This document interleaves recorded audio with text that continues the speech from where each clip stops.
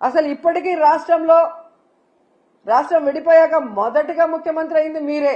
మీరు దిగిపోయేటప్పటికి ఎంత అప్పు ఉంది, మీరెంత అప్పు చేశారు, మీరు ప్రజలకు ఏం సంక్షేమాన్ని ఇచ్చారు, రాష్ట్రానికి ఏం అభివృద్ధి చేశారో ఒక వైట్ పేపర్ రిలీజ్ చేయండి.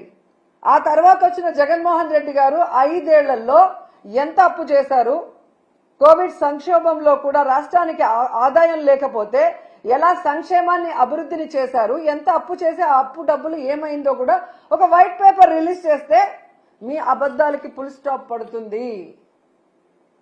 ఎన్నికల ముందే కాదు, ఇప్పుడు కూడా అబద్ధాలు చెప్పుకొని బ్రతకాలనుకుంటున్నారు తప్ప రాష్ట్ర ప్రజలకు ఇచ్చిన హామీలు నెరవేర్చాలన్న చిత్తశుద్ధి లేకపోవడం దురదృష్టకరం. సో మీకు ఒకటే చెప్తున్నాను, మీ బడ్జెట్ లో మీరు చెప్పినట్టుగా బడ్జెటరీ లోన్ 4,91,734 కోట్లు, అలాగే నాన్ బడ్జెటరీ లోన్స్ అంటే కార్పొరేషన్ల ద్వారా తెచ్చిన 1,54,797 కోట్లు, అంటే మొత్తం కలిపి 6.5 లక్షల కోట్లు మాత్రమే అప్పు ఉంది.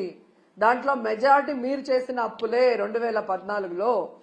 సో 14 లక్షల కోట్లు ఉన్నప్పుడే అన్ని అమలు చేస్తామన్న మీరు ఈ రోజు చేయకుండా దాన్ని జగన్మోహన్ రెడ్డి గారి మీద తోసి తప్పించుకోవాలి అంటే వదిలిపెట్టే ప్రసక్తే లేదు. అండ్ ఈ రోజు మీకు హెచ్చరిస్తున్నాం, పిల్లల జీవితాలతో చెలగాట మాడే విధంగా కనుక మీరు ఇలాగే ముందుకు వెళ్లి ఫీజు రియంబర్స్మెంట్ బకాయిలు కానీ విద్యా దీవెన వసతి దీవెన బకాయిలు చెల్లించకపోతే మీకు డెడ్ లైన్ 5వ తేదీ ఫిబ్రవరి 5వ తేదీ లోపల చెల్లించకపోతే వైఎస్ఆర్ కాంగ్రెస్ పార్టీ నాయకులు, కార్యకర్తలు, విద్యార్థుల తల్లిదండ్రులతో ఫీజు పోరు చేసి మీ మెడలు వంచి పిల్లలకి అండగా నిలబడతామని కూడా ఈ సందర్భంగా తెలియజేసుకుంటున్నాం. అండ్ ఫైనల్ గా ఒకటి చెప్పాలనుకుంటున్నా, ఈరోజు ప్రభుత్వానికి ఎలా సంక్షేమాన్ని అందించాలి, ఎలా అభివృద్ధి చేయాలని చేతగాకపోతే జగన్మోహన్ రెడ్డి గారిని తిట్టడమో, మాలాంటి వాళ్ళ మీద ట్రోల్స్ చేయటం, వల్గర్ గా పోస్టులు పెట్టడమో కాదు, ఎలా పని చేయాలో జగన్ గారి దగ్గర క్లాసులు తీసుకుంటే నేర్పిస్తారు. చిన్నవాడైనా మొదటిసారి ముఖ్యమంత్రి అయినా ప్రజలకు ఇచ్చిన ప్రతి వాగ్దానాన్ని రాష్ట్రంలో ఎలాంటి పరిస్థితులున్నా కూడా సమర్థవంతంగా అందించి అందరికీ కూడా అన్నలాగా అండగా నిలబడ్డాడు.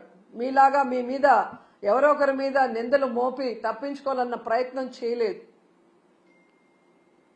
పవన్ కళ్యాణ్ గారు మీకే చెప్తున్నాను, ఆడవాళ్ళ మీద ట్రోల్స్ చేస్తే ఒప్పుకోనన్నారు.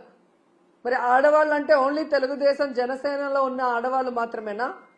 మీ ప్రభుత్వం చేసే తప్పుల్ని నిలదీస్తామన్నా మీరు నిలదీయకపోతే ఈ రాష్ట్రంలో బాధ్యత కలిగిన అపోజిషన్ లీడర్స్ గా మేము నిలదీస్తున్నాం.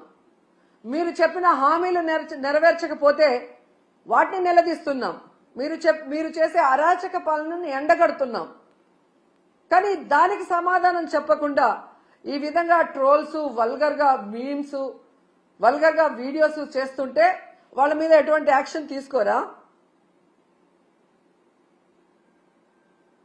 ఖచ్చితంగా నా మీద గాని, మహిళల మీద గాని ఇలాంటి పనికి మాలిన వీడియోస్, పనికి మాలిన ట్రోల్స్ చేస్తే మాత్రం సహించేది లేదు. వడ్డీతో సహా వాళ్ళందరికీ కూడా ఇచ్చి పడేస్తానని తెలియజేసుకుంటున్నా.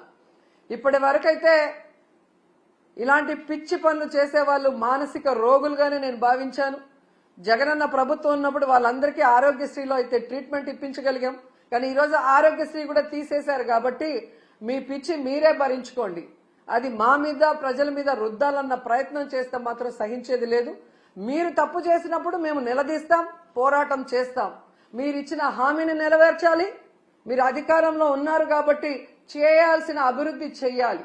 అంతేగాని బెదిరిస్తే, కేసులు పెడితే, ట్రోల్ చేస్తే భయపడి ఆగిపోతారనుకుంటే మాత్రం అది మీ భ్రమే అని కూడా ఈసారి తెలియజేసుకొని, సో ఫీజు రియంబర్స్మెంట్, అలాగే స్కాలర్షిప్స్, విద్యా దీవెన, వసతి దీవెన బకాయిలు చాలా ఇంపార్టెంట్. ఇది రాజకీయం కాదు, విద్యార్థుల భవిష్యత్తు.